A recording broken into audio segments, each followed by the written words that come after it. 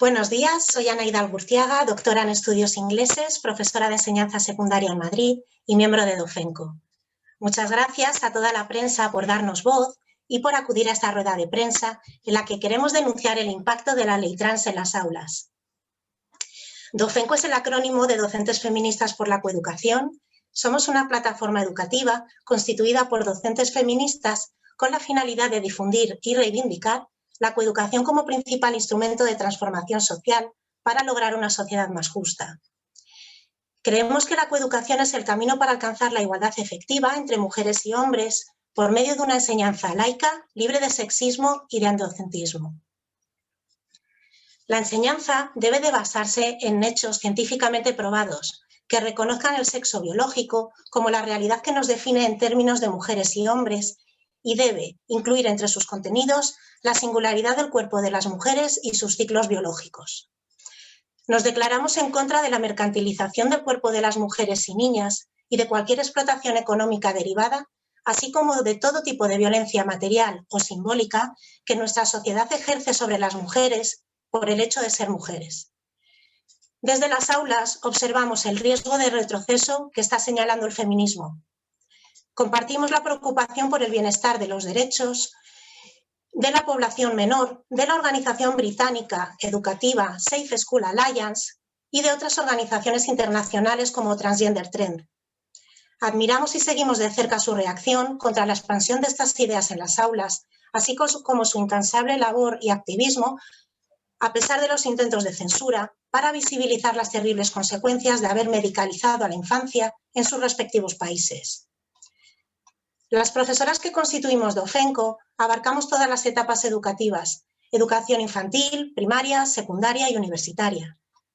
Provenimos de todo el Estado español y presentamos toda su diversidad territorial y vamos creciendo día a día. Como organización, estamos dentro del movimiento de la confluencia feminista, compartiendo sus objetivos y participando desde nuestra perspectiva educativa en la consecución de los mismos. Hemos convocado esta reunión con los medios de comunicación porque consideramos necesario que la ciudadanía conozca la opinión de las profesoras de educación feminista sobre los contenidos del borrador de la ley trans, que nos afectan a profesorado, alumnado y familias. Comienza nuestra declaración Araceli Muñoz de la Calle, psicóloga educativa en Madrid. Gracias. Buenos días. En primer lugar, y como docentes feministas por la coeducación, declaramos que nos oponemos al borrador de ley trans por ser contrario a una educación racional, basada en la ciencia y en los principios de igualdad entre mujeres y hombres. Creemos que una escuela avanzada, responsable de la formación del alumnado del siglo XXI, no debe prestarse a la difusión de teorías que dañan la salud mental y física, así como el libre desarrollo de la infancia y la adolescencia.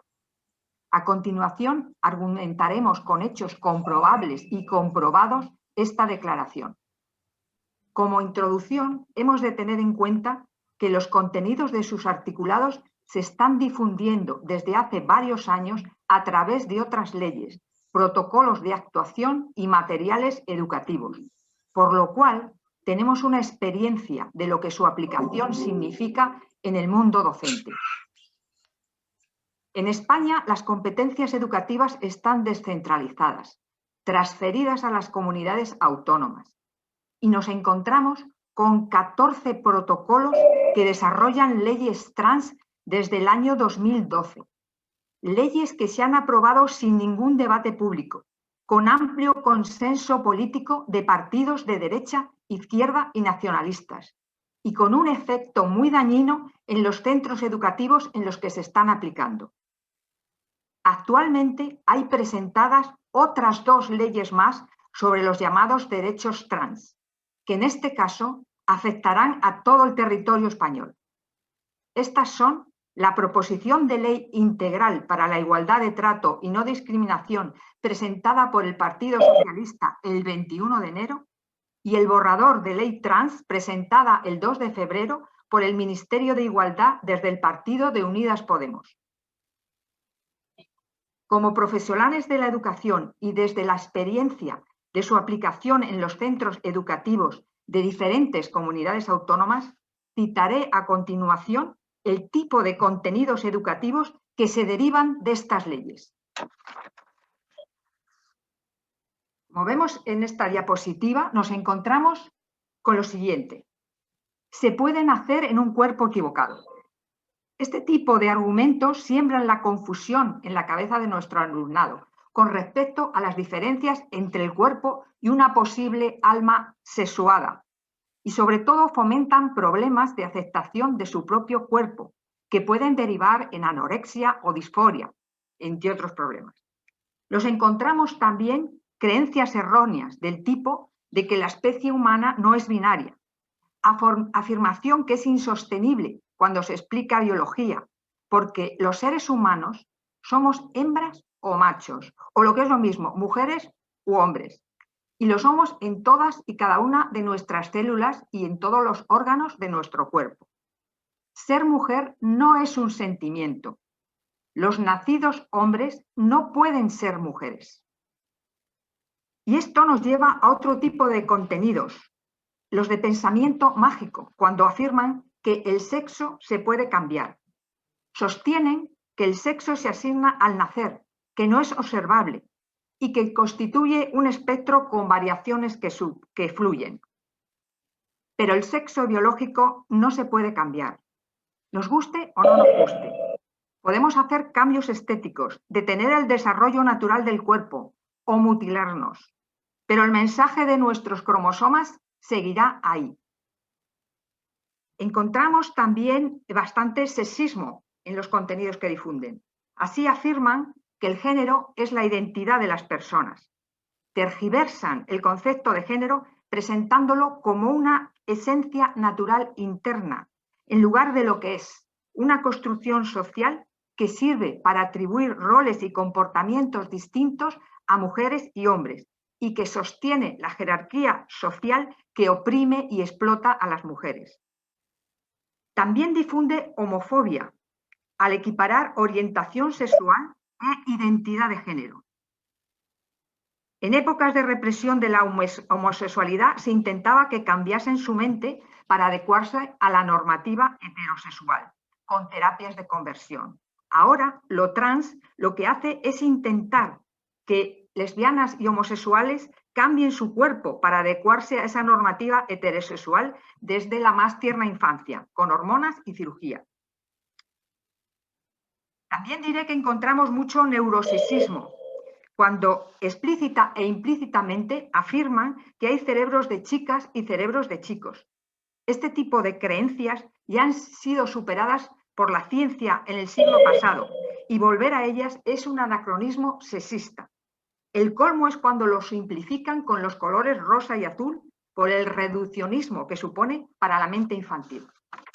Y sobre todo lo que encontramos en estos contenidos derivados de la ley es mucha misoginia. Misoginia, por ejemplo, al nombrar a las mujeres como personas que menstruan u otro tipo de denominaciones que nos anulan.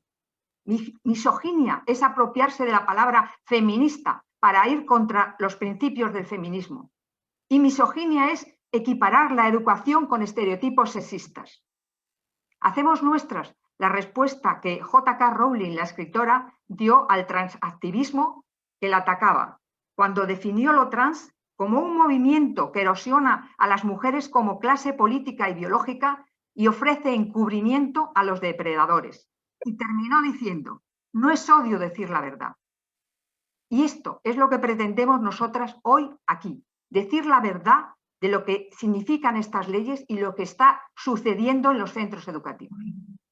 Doy paso a continuación a mi compañera Inma Cerezo, profesora de secundaria de la Comunidad Valenciana, que explicará lo que implican estas leyes para el profesorado. Buenos días, gracias Araceli. A continuación trataré de explicarles algunas de las serias implicaciones que tanto las leyes autonómicas con protocolos educativos trans como la ley que se pretende aprobar tienen y tendrán para profesorado y centros. Pues estas leyes suponen para el profesorado de educación secundaria y en especial para el departamento de orientación que solo puedan asesorar afirmando, es decir, validando la autoidentificación, pues no hacerlo se considera transfobia, que está catalogada como un delito de odio con pena de prisión de 1 a 4 años y con pena de multa desde 10.000 a 150.000 euros, según determina el borrador de la ley trans. Sin embargo, dicha prohibición choca frontalmente con lo que establece la OMS, la cual sitúa que la disforia de género es una condición o malestar de la salud sexual desde 2018 y que, por lo tanto, necesita de atención psicológica. Al profesorado de educación infantil y primaria, por otra parte, se le está instando a identificar al alumnado potencialmente trans en base a sus comportamientos y preferencias, dentro de las categorías hombre y mujer y al margen de su sexo biológico. Es decir, se les insta a identificar a la infancia en base a unos estereotipos de género sexistas que limitan la expresión de las niñas y los niños. Voy a dar paso al testimonio de una profesora que trabaja en un centro de la Comunidad de Madrid en el cual se aplican protocolos trans.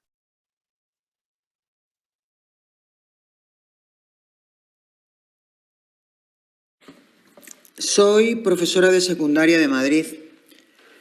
Como docentes que somos, no se espera de nosotras que tengamos espíritu crítico, ni que en base a nuestra formación científica nos preocupemos por nuestro alumnado cuando le afectan temas relativos a lo que ahora se llama identidad de género. De un día para otro se nos informa de que Antonio ahora es Marisa o que Verónica es ahora Daniel, y lo único que se nos permite es celebrar la nueva identidad. Automáticamente debemos cambiar el nombre en los listados, hablarles con los pronombres adecuados y atender a sus necesidades de utilizar las instalaciones, como los baños, que estén de acuerdo al sexo manifestado.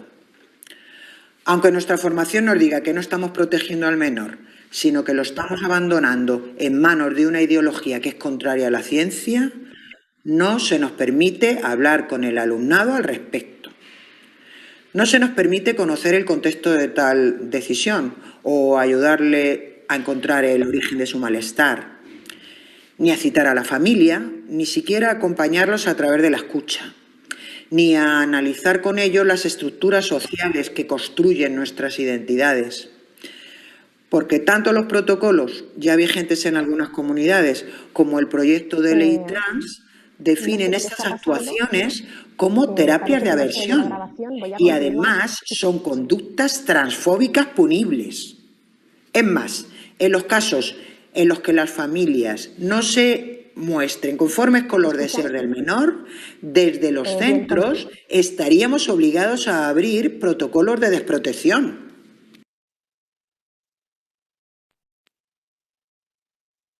¿Me escuchan?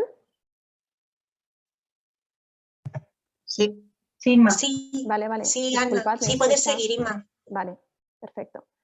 Bien, pues entre las obligaciones del profesorado en estas leyes se introduce que debemos formarnos de manera específica para poder aplicar los protocolos trans. Estos protocolos recogen que el profesorado debe estar formado en diversidad de género para, en primer lugar, poder identificar a aquel alumnado que presenta disconformidad o disforia y, en segundo lugar, para abrir dichos protocolos, que, entre otras cosas, establecen que si el menor así lo decide, no se informa a la familia.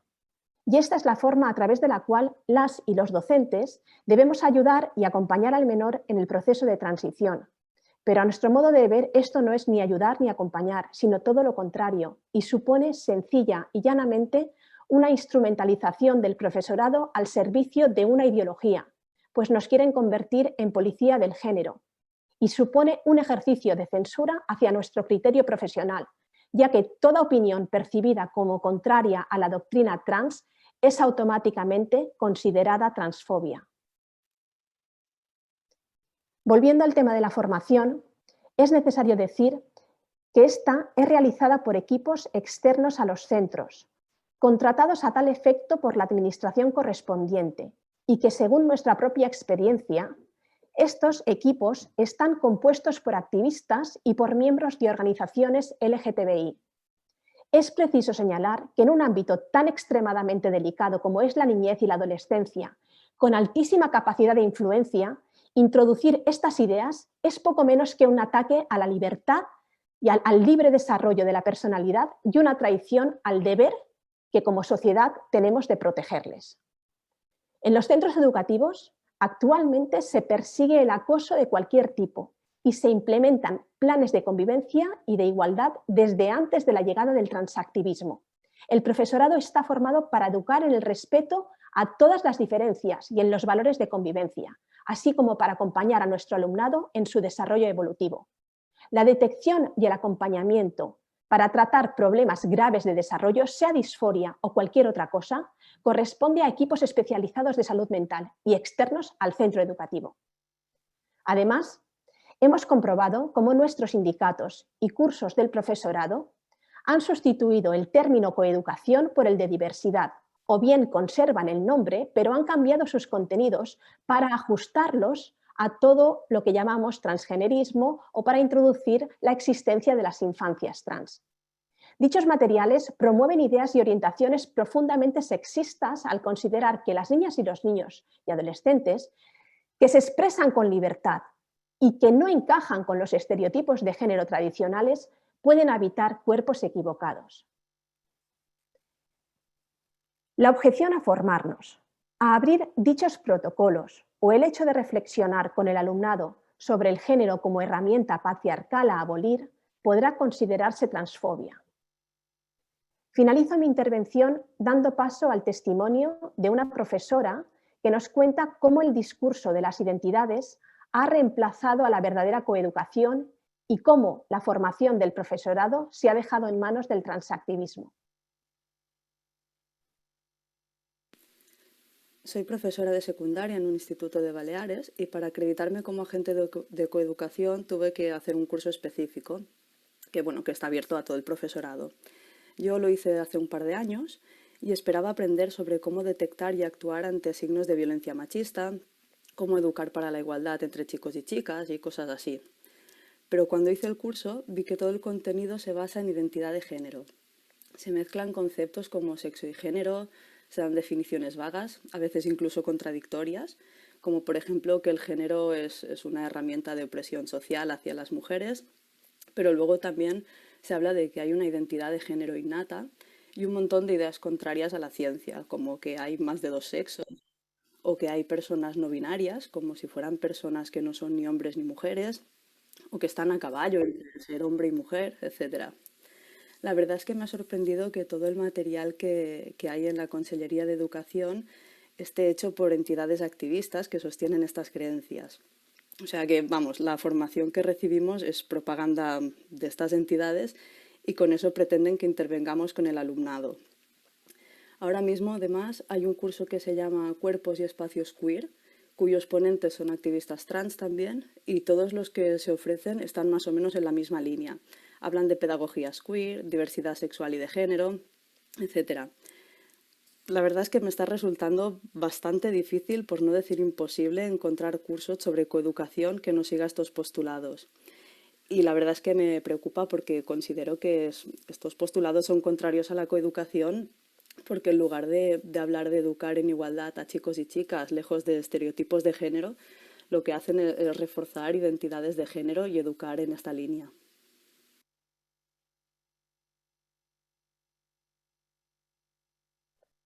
A continuación, intervendrá mi compañera Marta Gómez Vila de Galicia. Gracias, Inma. Voy a proceder a comentar las implicaciones de este borrador de ley para el alumnado.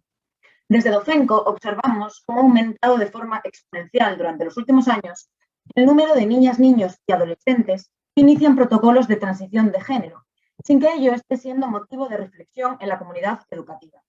De hecho, son pocas las voces especializadas desde la medicina o la psicología que alertan sobre ello, no habiendo tampoco respuesta por parte de las instituciones ni conciencia social del problema. Consideramos que este borrador de ley, que induce a la medicalización de la infancia y adolescencia, vulnera el derecho de las y los menores a desarrollarse de una manera saludable, libre y respetuosa con su cuerpo. Hemos seguido con detalle el caso de Keira Bell, una joven inglesa en la veintena que ha ganado su demanda contra el Servicio Nacional de Salud británico, que le hizo el tratamiento hormonal con 16 años, tras asumir que era trans. sin realizarle ninguna prueba psicológica previa. La justicia británica ha determinado, y cito literalmente, que los menores no pueden dar su consentimiento sin conocimiento de las consecuencias. El mayor problema radica en que el consentimiento informado se basa en tratamientos experimentales que convierten a quienes los inician en dependientes de por vida, siendo sus efectos irreversibles. Este juicio ha creado tal alarma social que tanto el Reino Unido como Irlanda han anunciado la revisión de sus leyes trans. Volviendo a la situación de España, la ausencia de evaluación psicológica que este borrador de ley exige conlleva una toma de decisiones unilateral y sin asesoramiento, poniendo en peligro la calidad y seguridad del proceso. El psicólogo español Pablo Expósito, experto en transiciones y destransiciones, resalta que un 75% de niñas, niños y adolescentes rechazan de entrada dicha evaluación y posterior acompañamiento. Destaca además la alta conexión entre disforia de género y los trastornos psicológicos previos, tales como trastornos de ansiedad, de la conducta alimentaria, del espectro autista.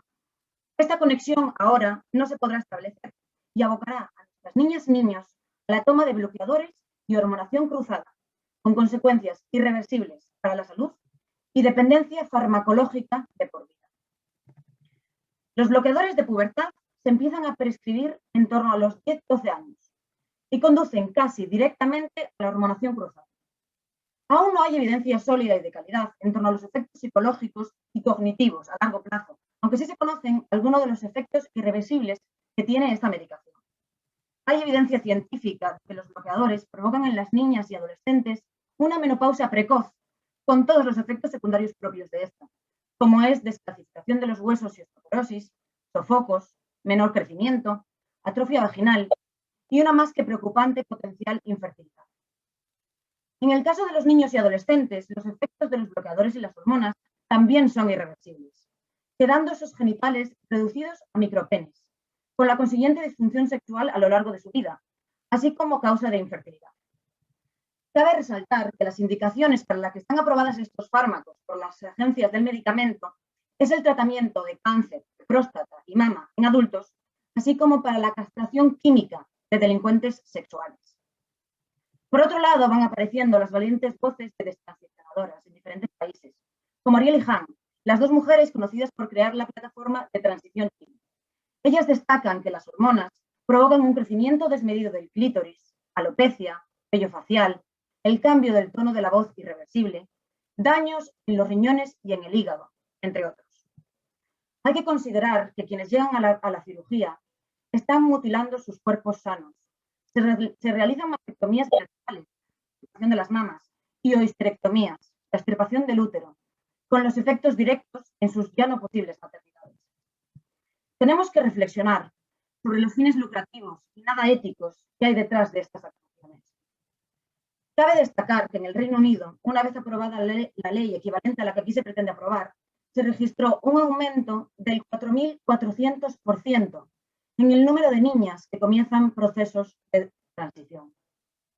Sabemos la influencia que tienen las redes sociales y los talleres que se imparten dentro de nuestras aulas. En los talleres se adoctrina en la creencia de la existencia de cuerpos equivocados, teniendo un efecto directo sobre el autoconcepto de nuestro alumnado. Observamos un incremento de niñas que rechazan su cuerpo y se identifican como trans con posterioridad a la asistencia a dichos talleres y gracias a la información que reciben en las redes sociales.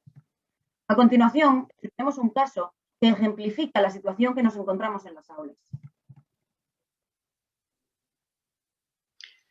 Tengo un alumno trans, es decir, hasta hace poco era una alumna, que es muy aplicado y buena gente.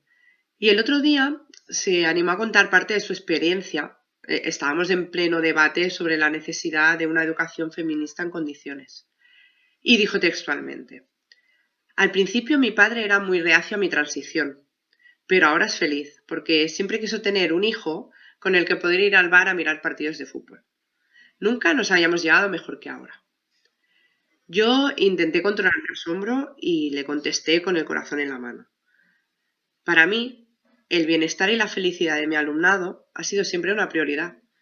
Así que si tú eres feliz, yo también. Pero yo lucho por un mundo en el que con independencia de tu sexo, puedas ir a un bar con tu padre a disfrutar de un partido de fútbol. Y sonó el timbre. Esto, para las que creen que las feministas críticas con la ley y el discurso queer somos malas personas.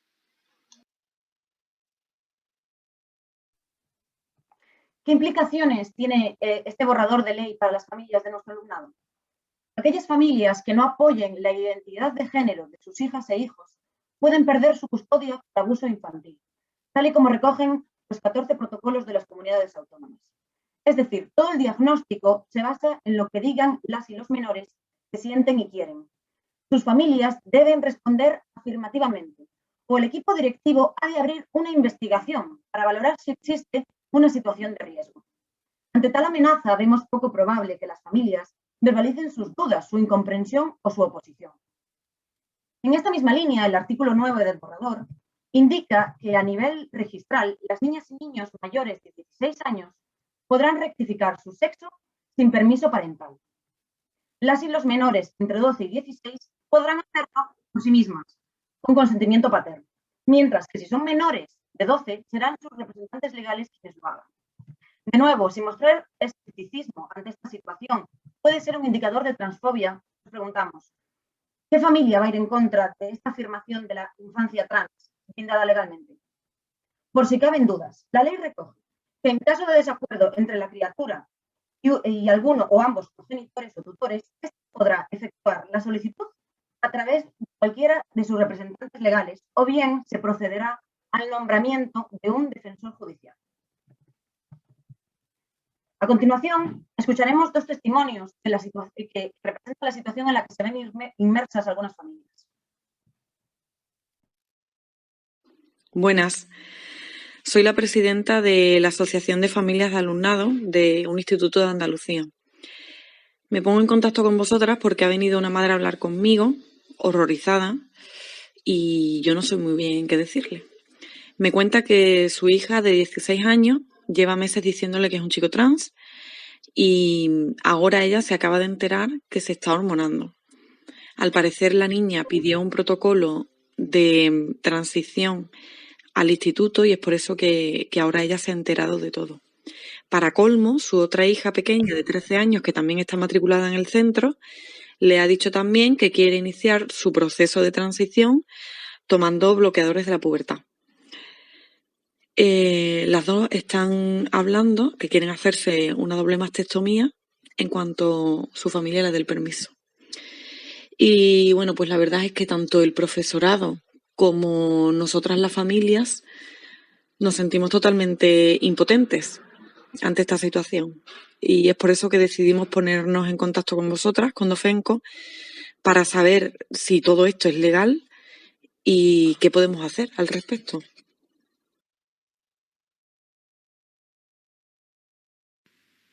En mi centro, un instituto público, tenemos un menor que está acudiendo al servicio de acompañamiento de personas transexuales de la comunidad.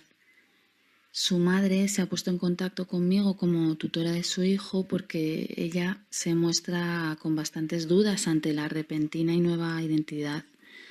Entonces, la verdad es que está bastante angustiada porque dice que al final todo el proceso está orientado a afirmar el deseo de su hijo y que ante las dudas que ella muestra siempre le remiten a los altos datos de suicidios cuando los menores no cuentan con el apoyo de las familias. Incluso le han llegado a decir que la única explicación a sus dudas sobre la identidad del niño es que ella tiene transfobia interiorizada.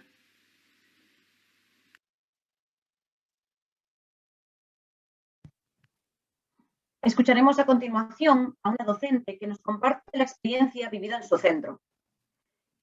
Este testimonio refleja la influencia de los talleres impartidos por el transactivismo en nuestras aulas, la doble vida que lleva el alumnado en el centro a espaldas de sus tutores, así como la impotencia del alumnado, del profesorado ante la obligación de difundir creencias anticientíficas en las aulas y la imposibilidad de establecer un diálogo sincero, tanto con nuestro alumnado como con el claustro, estando obligadas a afirmar y apoyar medidas contrarias al desarrollo saludable y libre de estereotipos sexistas de los y las menores.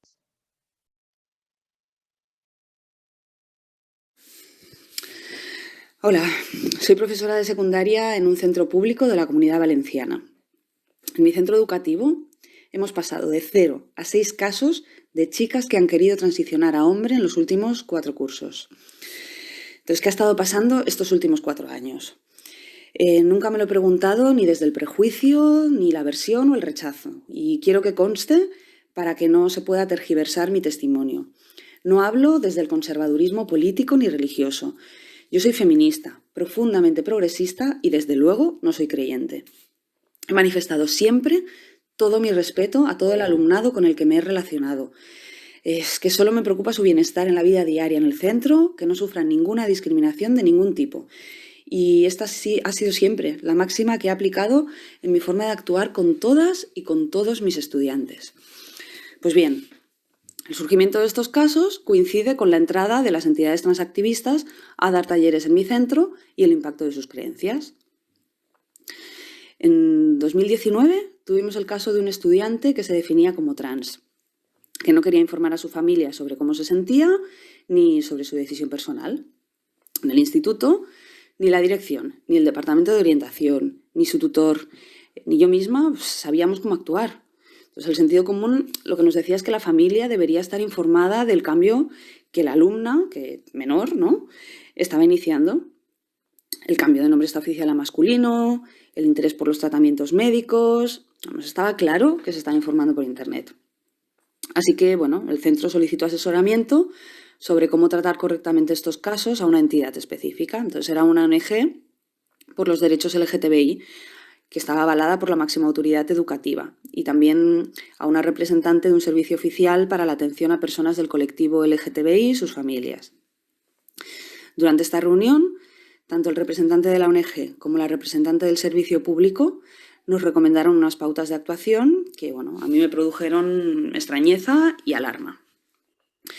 Recomendaron postergar al máximo cualquier reunión con la familia del menor para comunicarle que en el instituto exigía ser tratado como varón. Por aquel entonces nosotros ya le tratábamos en masculino. La razón que dieron insistentemente era que si abordábamos esta situación con la familia, al alumno se le podía causar un daño psicológico irreparable. También nos advirtieron que en educación física y en cualquier otra circunstancia deberíamos evitar las actividades que, según ellos, eran sensibles de conflicto, es decir, que se implicaran separar por sexos. Recomendaron también que en la asignatura de biología, cuando fuera el momento de hablar del aparato reproductor humano, no se hablara del pene como órgano sexual del hombre, ni de vulva como el órgano sexual de la mujer.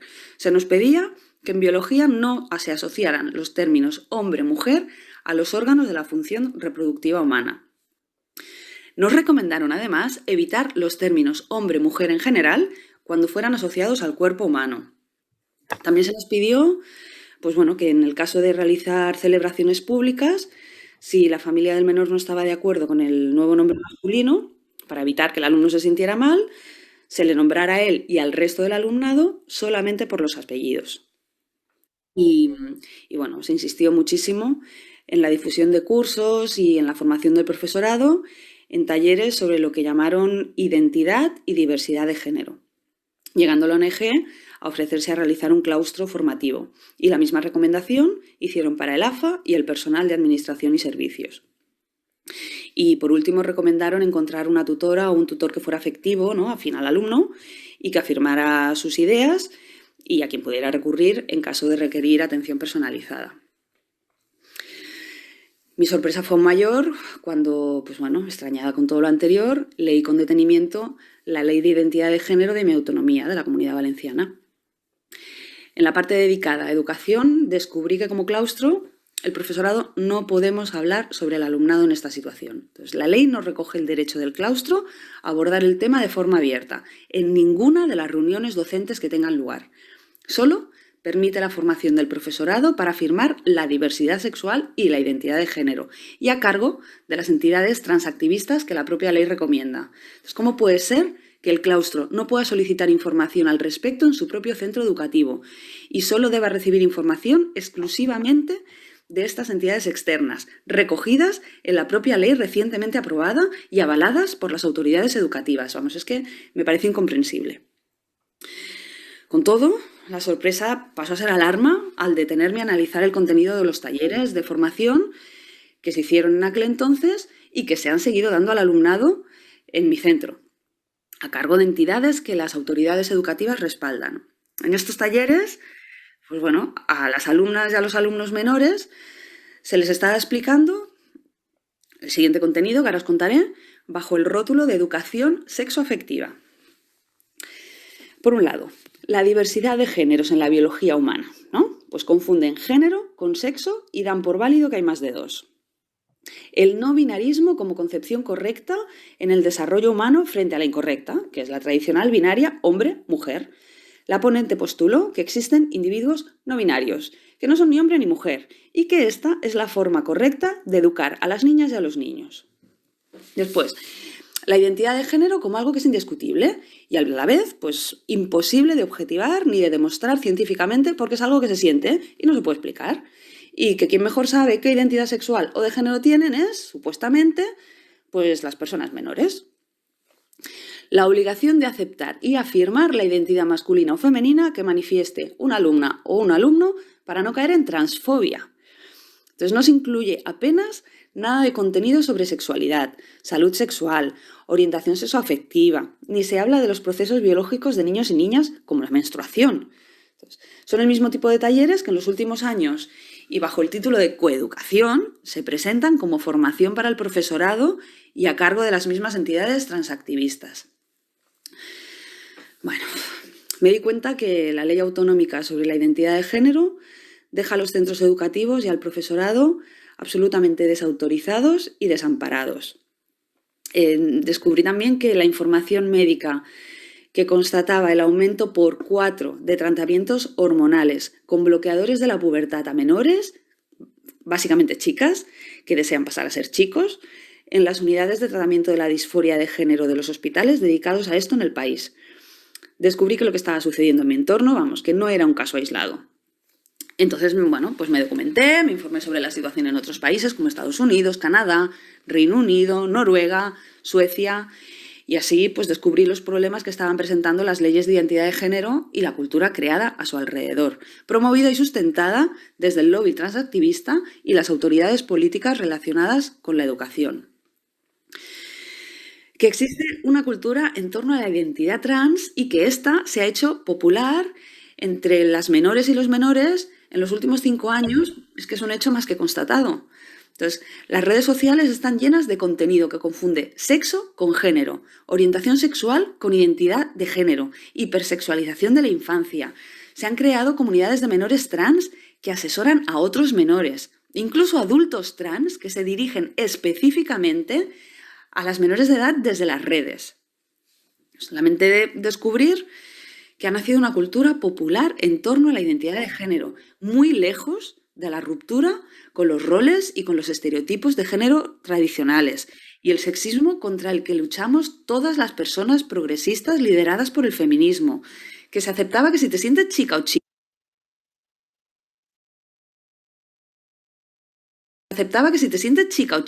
es que lo eres, que puedes haber nacido en un cuerpo equivocado. Y tal cosa se podía afirmar por el mero hecho de las preferencias por ropa o juegos. Y bueno, pues así iniciar una serie de tratamientos de bloqueo de la maduración normal de la pubertad con hormonas cruzadas y que conducen a la intervención quirúrgica posterior en su gran mayoría. Y bueno, pues comprobé que la ley me obliga como docente a afirmar estos estereotipos y roles sexistas sin derecho a cuestionarlos y mucho menos a hablarlo con el alumnado, con sus familias, con el resto del claustro, sin poder explorar con ellas y con ellos el origen de su malestar y acompañarlos de forma adecuada. Y ya lo último que descubrí con gran tristeza como feminista, pues fue que cuando alguien opinaba de una forma crítica sobre estas leyes en los foros públicos de redes y medios audiovisuales, la inmediata acusación es transfobia, discurso excluyente, discurso de odio. Y que sin poder hablar y debatir para argumentar en contra de una ley prejuiciosa y dañina, la educación para la igualdad entre niñas y niños corre mucho peligro. Doy paso a mi compañera, profesora de filosofía en secundaria, Carmen Sánchez Gijón, que nos habla desde Andalucía. Gracias, Marta. Buenos días. A continuación expondremos las propuestas de Dofenco alternativas al borrador de ley trans y a las creencias transgeneristas.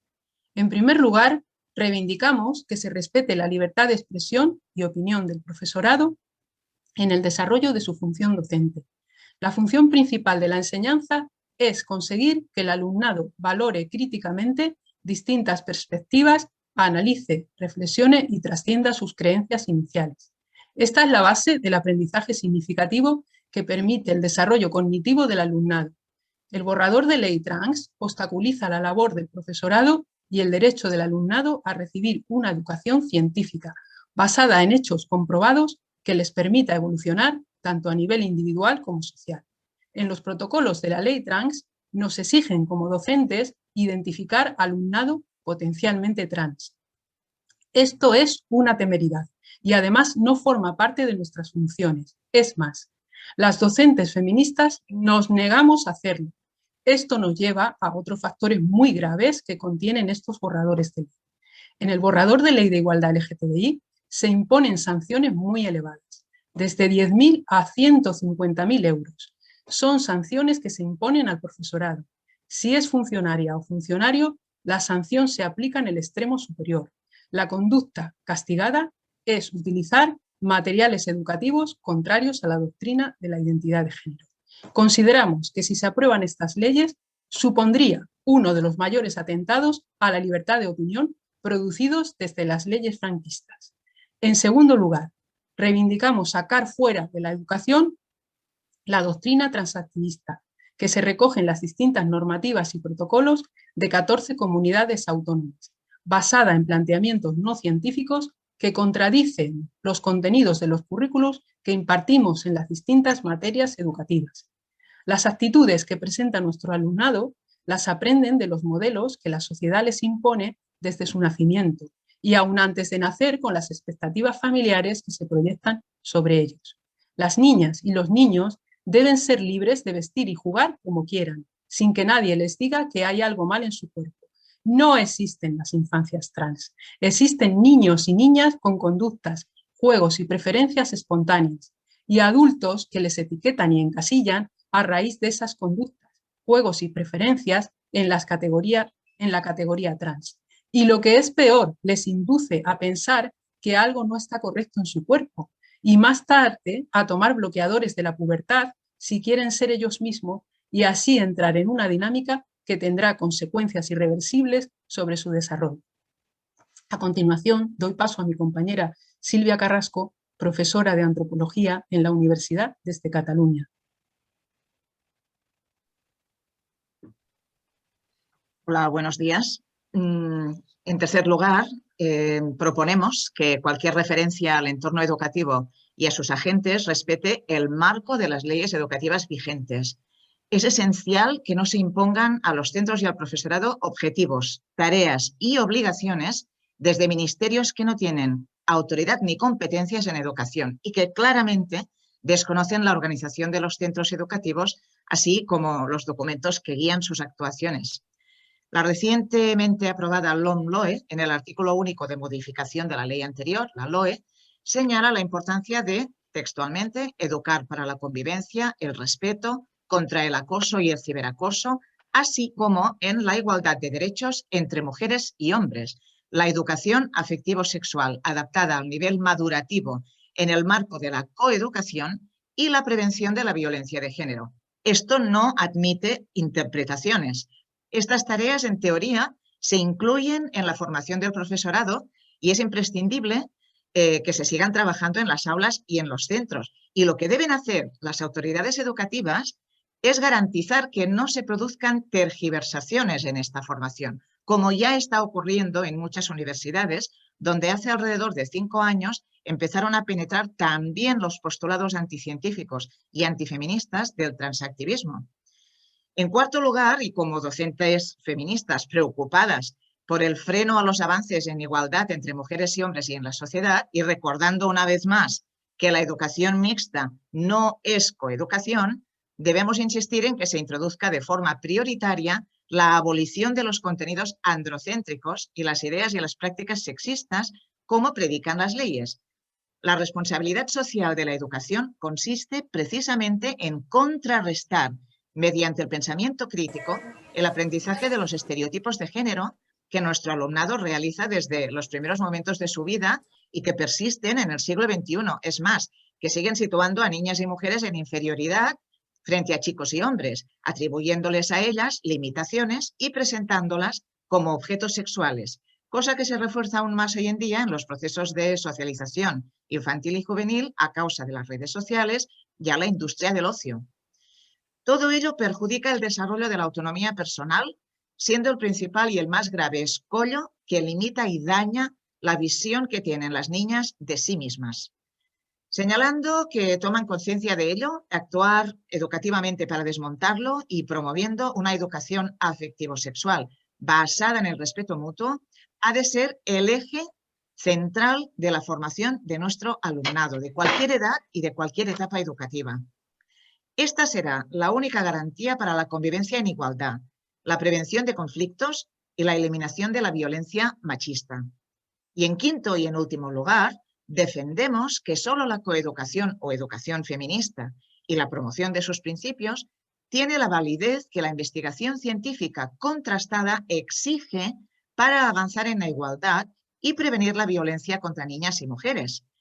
Sabemos, claro, que los grupos con intereses económicos en el transgenerismo, que obtienen importantes beneficios de los procesos de hormonación y cirugías y que promocionan estas leyes en todo el mundo, no están de acuerdo con los principios de la coeducación, porque además todos coinciden en apoyar la explotación sexual y reproductiva de las mujeres con la falsa idea neoliberal de la libre elección, también de la libre elección de las identidades, a base de reclutar dependientes de medicalización de por vida.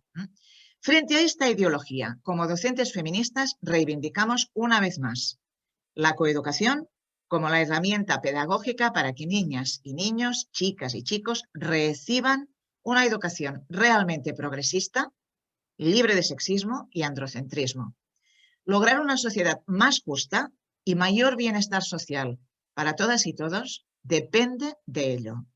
Para terminar, le paso la palabra a mi compañera Soledad Andrés, profesora de Psicología de la Educación, que nos habla desde Madrid.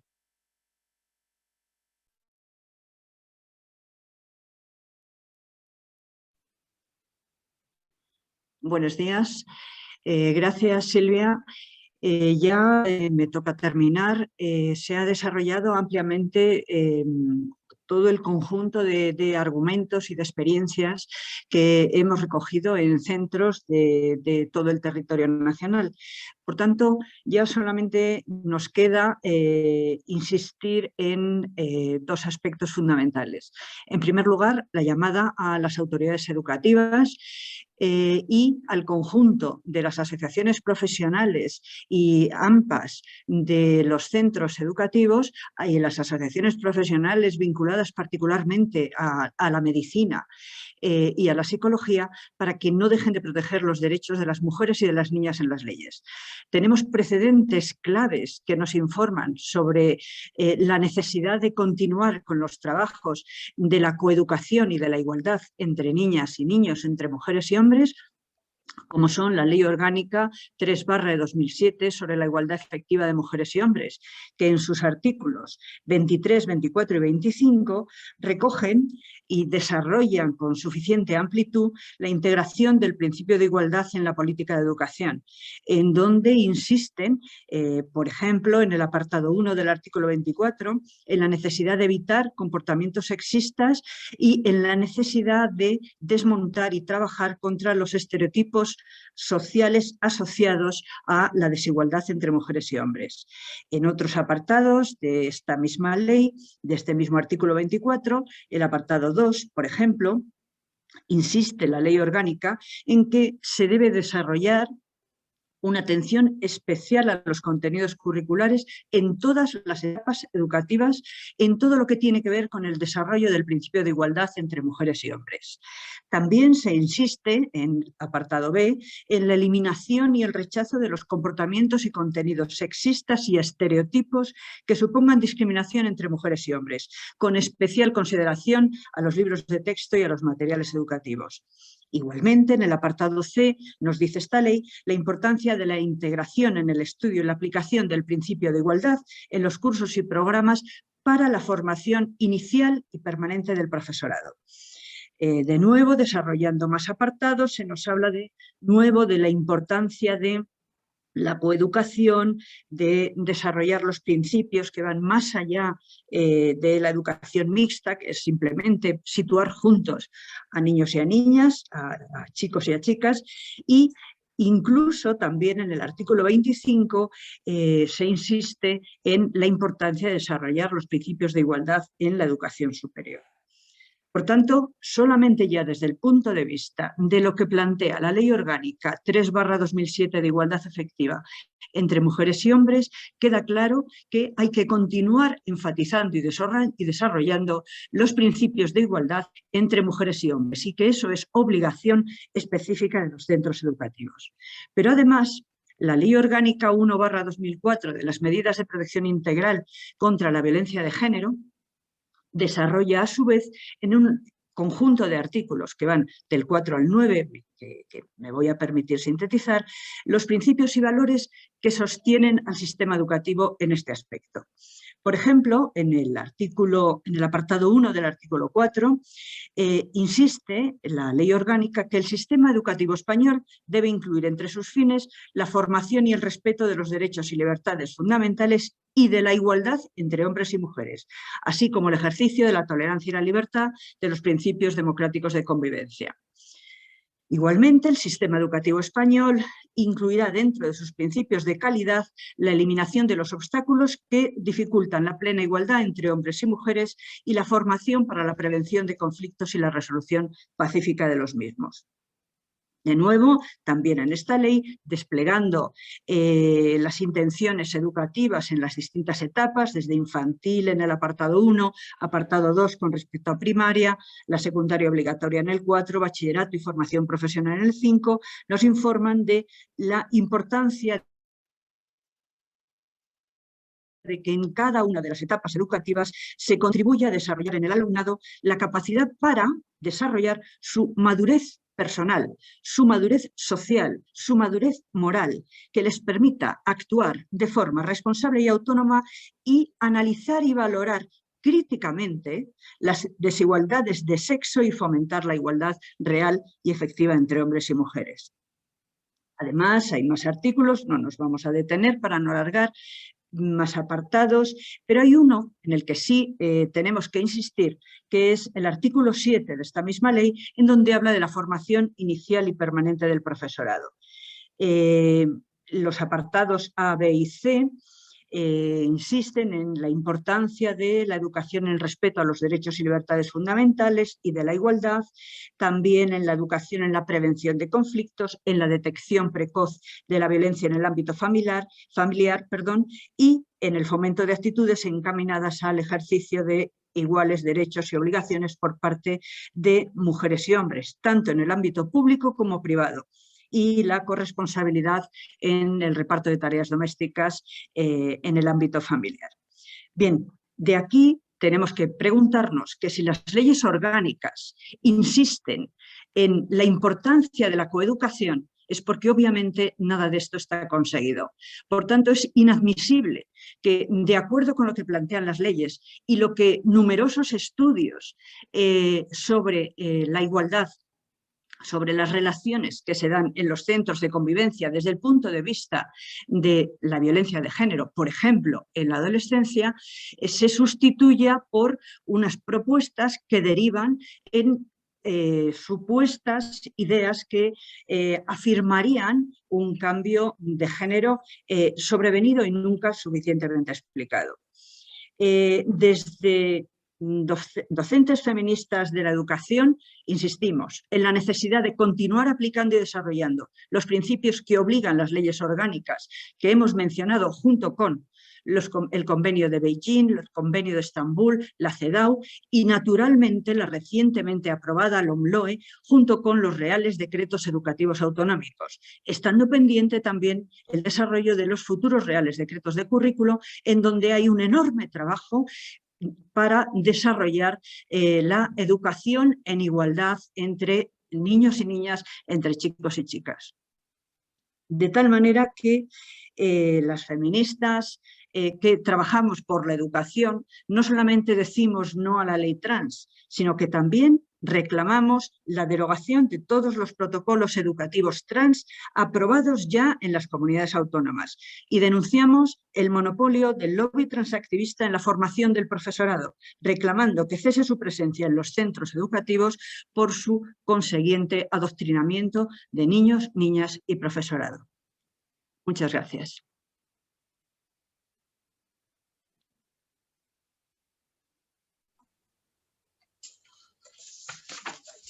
Bueno, pues pasamos a la ronda de preguntas. Los y las periodistas podéis escribir vuestras preguntas en el chat y también iremos recogiendo las que nos entran por redes. La primera que nos entra: ¿por qué identificarse con un género va en contra de la coeducación?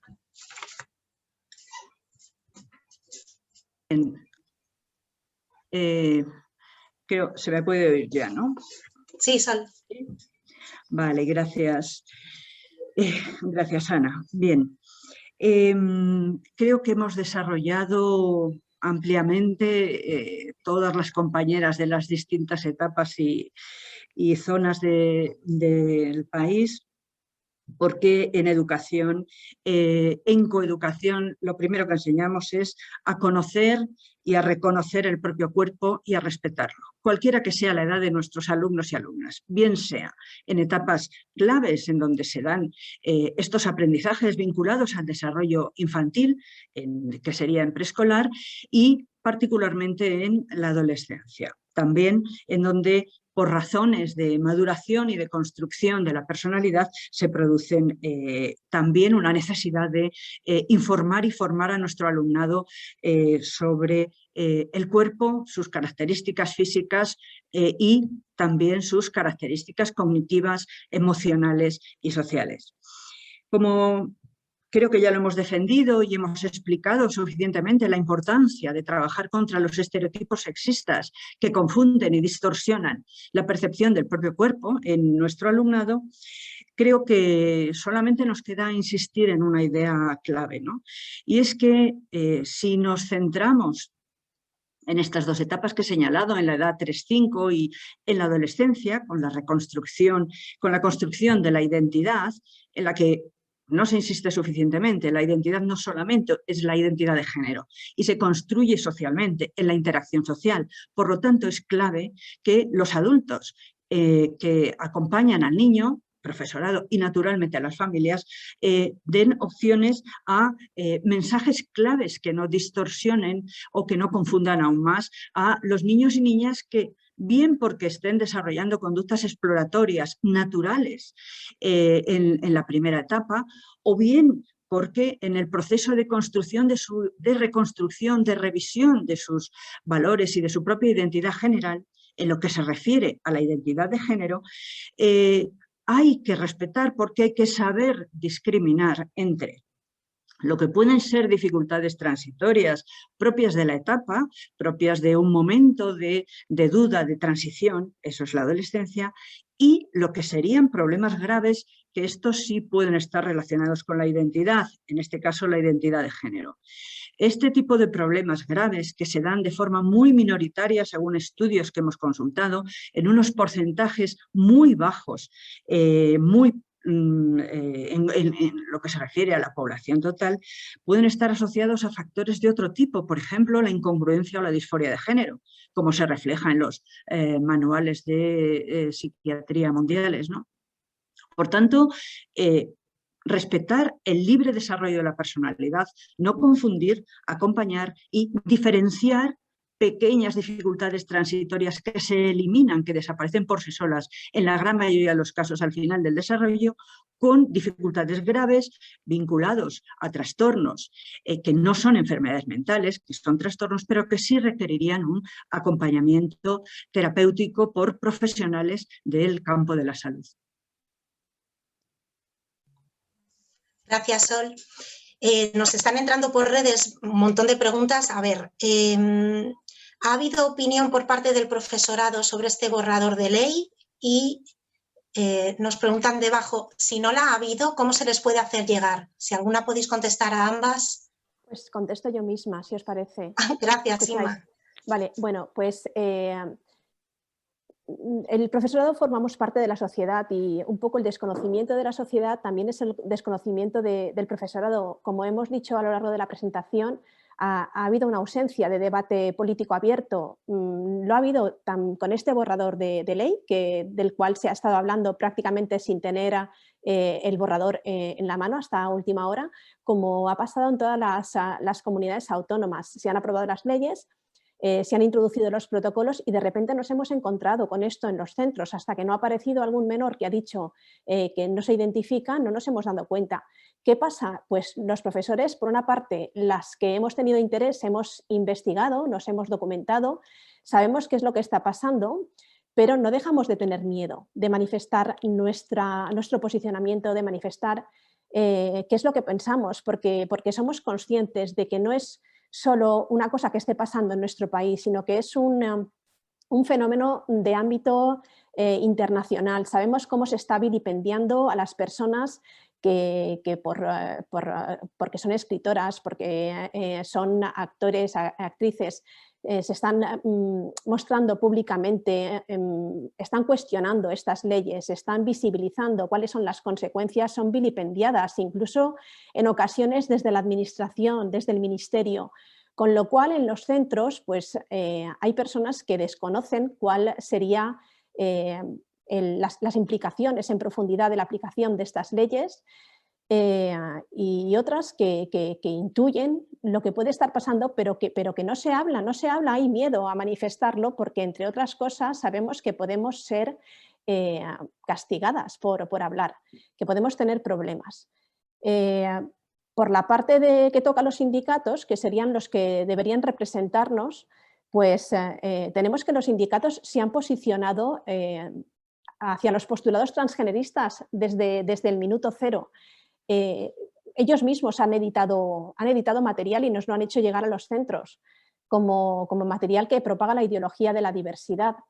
No se han preocupado, no han venido a nuestros centros para saber qué es lo que supone para nosotras y para nosotros aplicar estos protocolos, para saber cómo se solucionarán los problemas que podamos tener si nos negamos a aplicarlos. O sea, esto no ha ocurrido, con lo cual creo que el posicionamiento de los sindicatos no es el posicionamiento del profesorado.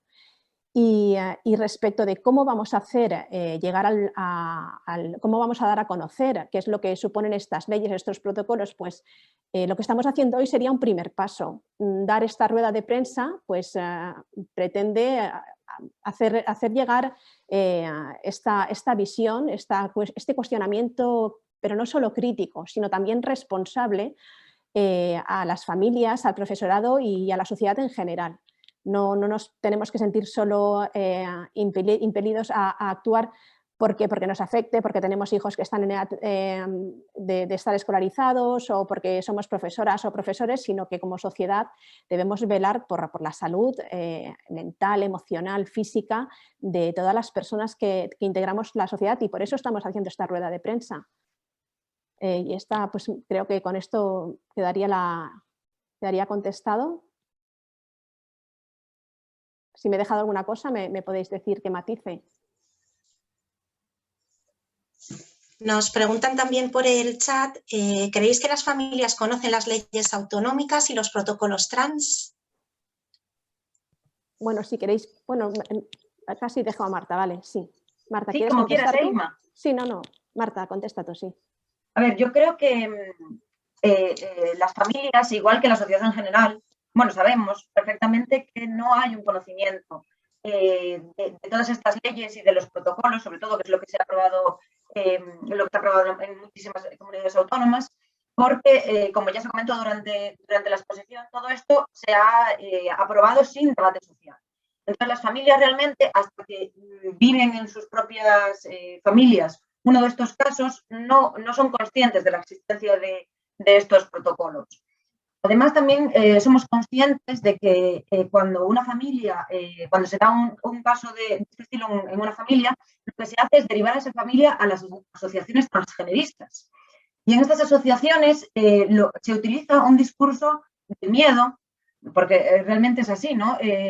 Bajo amenazas soslayadas o no tanto de los riesgos que supone que las familias no apoyen, no afirmen esta nueva identidad de sus hijas e hijos con la consiguiente medicalización. Entonces nos encontramos con que las familias, muchas veces también, obviamente, movidas por ese miedo, toman las decisiones en base a lo que aconsejan estas asociaciones, en donde además no les informan sobre los efectos secundarios. Esto es algo muy grave porque se vende un discurso de que todo esto es irreversible y no pasa nada. De hecho, en Inglaterra ya han habido problemas derivados de ese tipo de eslogans que no son ciertos. Entonces, nuestra preocupación es enorme porque somos conscientes de que las familias no son conocedoras de todos estos protocolos y, de nuevo, tenemos que hablar. Es la única manera de llevar este debate a la calle y que la gente nos escuche, porque al final esto está como todo muy es un círculo que si no es por las profesoras que estamos dentro y además que vamos descubriendo los casos, un poco como explicaban, al surgir estas situaciones, si no somos nosotros las que hablamos y con ayuda de la prensa, gracias que está aquí, que se comience a hablar de esto, pues las familias seguirán sin ser conscientes de toda esta situación, incluso que estos protocolos incluso permiten, ¿no?, que el alumnado lleve una doble vida teniendo un nombre en los centros educativos que no corresponde con el que las familias utilizan con sus hijos y con sus hijas. No sé si... Gracias. Muchas gracias, Marta. Nos preguntan también, ante estos protocolos, ¿qué derecho pueden tener los profesores a la objeción de conciencia? ¿Cómo podrían ejercerlo?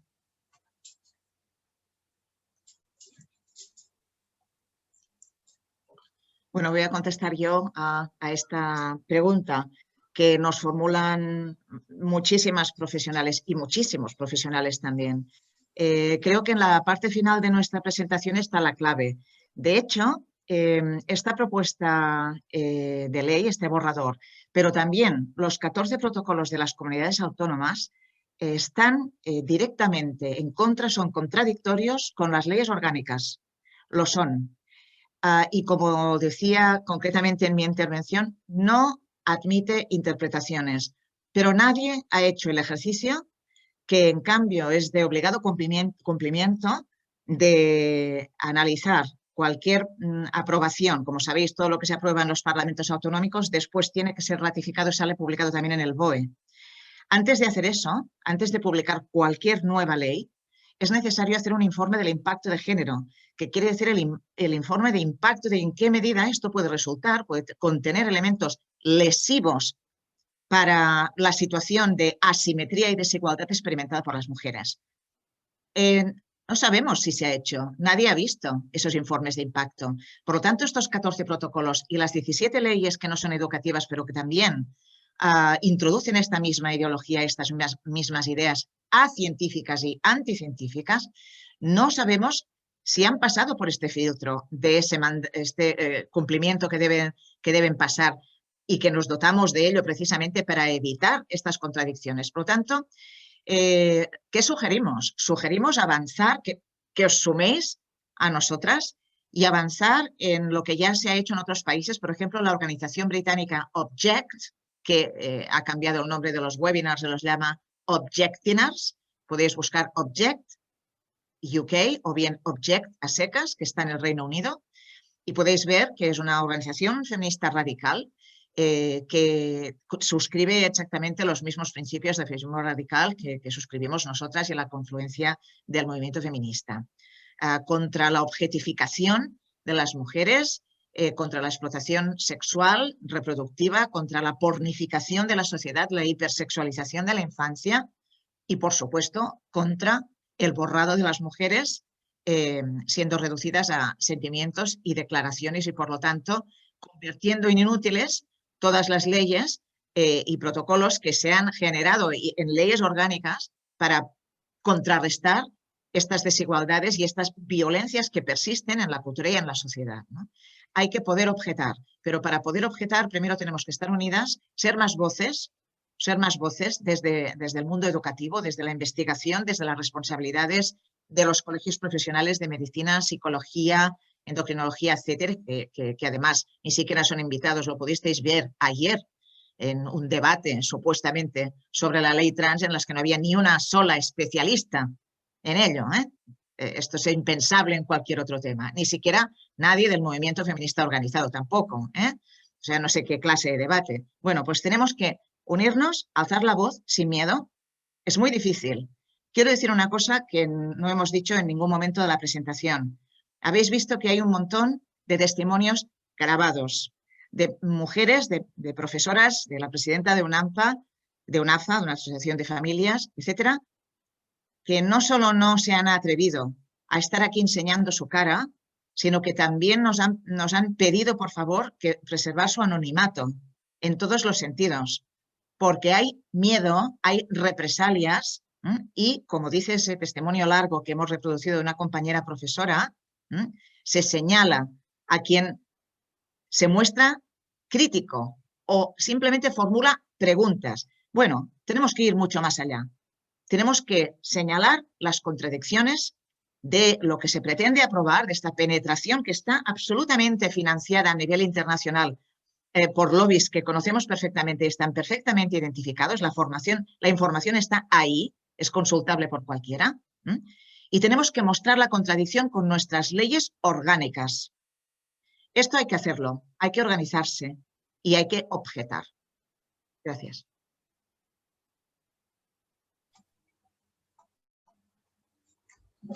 Muy bien. Pues otra pregunta que nos hacen es ¿cómo se puede trabajar para que el transactivismo no invada las escuelas? Vale, si queréis lo contesto yo. ¿Me oís? Muy bien. Sí, Araceli. Bueno, en realidad yo creo que ya está todo dicho. Lo único que quizá puedo añadir es un cierto intento de resumen. Lo que sí me parece muy importante como profesoras y profesores de a pie, si pensamos qué hacer frente a esta invasión, es reconocer el problema y tratar de que sea reconocido por toda la comunidad educativa. Todavía hay profesores, como acabamos de oír, que fluctúan entre el miedo, la incredulidad y, bueno, el estar ahí, el voluntarismo, ¿no? El buenismo de muchos profesores que intentan colaborar pese a ir contra lo que ellos consideran que es lo óptimo para el alumnado, ¿no? Entonces, tenemos que reconocer este problema que es complejo, como ya también han dicho las compañeras, pero no por ello podemos dejar de abordarlo, ¿no? Nos están tratando de amordazar, están amenazando a las familias, están confundiendo al alumnado. Y esto hay que hablarlo en los claustros, hay que hablarlo en los departamentos y hay que tomar una postura conjunta. Luego, para hablar de esto, tenemos que comprender de qué estamos hablando en realidad con estas leyes. Comprender que no estamos hablando de derechos humanos como pretenden en absoluto, que estamos hablando de privilegiar a un colectivo minoritario a costa de desproteger a una mayoría de la población, como son las mujeres, pero no solo las mujeres, hay también otros colectivos desprotegidos. Y que estamos hablando, como también se ha señalado, de intereses económicos de grandes corporaciones médico-farmacéuticas que están intentando establecer un nuevo nicho de población dependiente. Entonces, y estamos hablando también de intereses políticos que se nutren de ellas y que incluso disputan entre ellas para sacar leyes que luego sean recompensadas, ¿no?, por haber prestado este servicio. Y lo que podemos hacer, seguir haciendo frente a esto es, ya digo, asociarnos, agruparnos y sobre todo confiar en nuestra experiencia como profesoras y en nuestro conocimiento. Recordar que los alumnos tenemos que protegerlos, dependen de nosotras, tenemos su confianza y nos estamos jugando la salud de las próximas generaciones. Tenemos que exigir que el transactivismo salga de las escuelas. Ese debe ser nuestro objetivo como profesora. Y para ello hay que denunciar, como ya se ha dicho, como estamos nosotras ahora mismo aquí haciendo. Nos jugamos demasiado como para callarnos. Tenemos que tirar adelante y denunciar.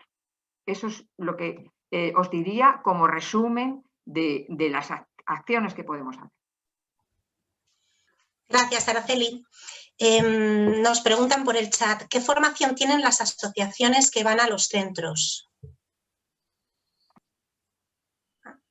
Bueno, contesto yo a eso porque quería Muy bien, Sol. insistir un poco en el tema de la formación. No lo sabemos.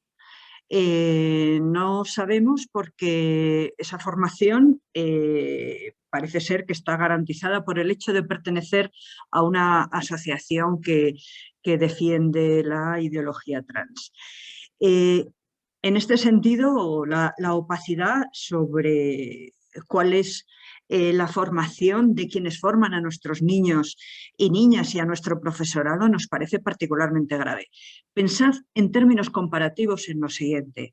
Para ser maestra o maestro, para ser profesor o profesora de secundaria, hay que desarrollar unos estudios que exigen una alta cualificación. 4 años de grado y en el caso del profesorado de secundaria, además, un máster específico en didáctica de la disciplina correspondiente, más una formación específica en módulos que se ocupan de la psicología y la didáctica en la adolescencia. Además, en el caso de la pública, después de eso hay que pasar un proceso de oposiciones que todo el mundo sabe que es altamente complicado, volviendo a trabajar también en torno a unos temas y participar en ese proceso selectivo para, con todo eso, sacar la habilitación correspondiente para dar clase a los alumnos, alumnas de todas las etapas educativas. Y mientras que esta es la exigencia, alta exigencia, perfectamente válida y equivalente a la que se exige en todos los países de nuestro entorno, nos encontramos con que en lo que debería de ser la aplicación del artículo 7 de formación inicial y permanente del profesorado, nos encontramos con que entran a formar en un aspecto esencial y clave para el libre desarrollo de la personalidad asociaciones cuya capacitación para formar no conocemos o como mínimo es opaca. Esto es, en fin, impensable porque no se da en ningún otro caso y a esas directrices tienen que someterse los profesores y profesoras de los centros. En fin, yo creo que con esto ya es suficiente en fin, para exigir un respeto como mínimo a la formación de nuestro profesorado que tiene un alto nivel de exigencia para participar en los procesos formativos y para así orientar y dirigir a nuestro alumnado en toda España en cualquier nivel y etapa educativa. Gracias, Sol. Mirad, pues vamos a cerrar con la última pregunta que nos ha entrado por redes. ¿Qué ocurre con el alumnado trans, aquel que se identifica con otro género y dice que es trans? Ahora diría aquello de me alegro que me lancéis esta pregunta, que nos alegramos todas las de Docemco. No existe el alumnado trans, no existe. Ahora bien, el alumnado trans se puede construir. De hecho, están utilizando a los chicos y chicas, a los niños y a las niñas y a las familias bien intencionadas a las que se anima, sobre todo, a afirmar el autodiagnóstico que los menores hacen sobre sí mismos una vez se han informado suficientemente en las redes, están experimentando con ello, están introduciendo estas ideas, se crea un estado de opinión favorable con todas las alarmas del riesgo de suicidio. Luego nunca hay datos de todo esto, ¿no? Bueno, no sabemos muy bien. Ayer, por ejemplo, ¿no? Vuelvo al objetivo, ¿no? La tasa de agresiones a personas trans. Bueno, como no tenemos datos sobre eso, porque trans puede ser cualquiera que en cualquier momento se defina como, pues vamos a utilizar los datos sobre agresiones a todo el colectivo LGTBI. Bueno, estos son trampas inaceptables desde el punto de vista científico y profesional. Pues el alumnado trans no existe, pero se puede construir. Hemos intentado explicar cómo lo están construyendo, con qué estrategias han entrado a donde tenían que entrar, a lo que consumen los chicos y chicas en las redes sociales, en la industria del ocio, y ahora están entrando a la educación, porque es el acceso a toda la futura generación. En realidad, esto es tecnocapitalismo que experimenta con humanos y están experimentando qué ocurre cuando se bloquea el crecimiento sano de niños y niñas, cuando se introducen determinadas ideas. Sabemos muy bien de qué va. Así nos centramos en nuestras propias identidades, canalizamos todos nuestros malestares y problemas en nuestras identidades, pensamos que la farmacología y la cirugía nos las puede resolver y mientras tanto nos olvidamos de pensar en el bien común y en mejorar el mundo como colectivo. Esta es la respuesta que desde Dofemco os damos a esta pregunta. Gracias. Bueno, pues una vez recogidas y contestadas todas las preguntas, cerramos nuestra declaración. Esperamos que sirva para que se conozca mejor el impacto de este borrador de ley en la comunidad educativa. Os enviaremos a todos los y las periodistas una nota de prensa y un dossier que también encontraréis colgado en la web de la Confluencia. Quedamos a vuestra disposición y os agradecemos de nuevo haberos interesado, haber estado aquí todo este rato y darnos voz. Por último, queremos animar a todas las personas afectadas por las leyes trans, que ya son vigentes en las comunidades autónomas, a dar su testimonio. Y en particular recordamos a profesorado, alumnado y familias que tienen a su disposición nuestro correo y nuestras redes para contactarnos. Hagamos uso de nuestra libertad de expresión y digamos no a la ley trans. Buenas tardes.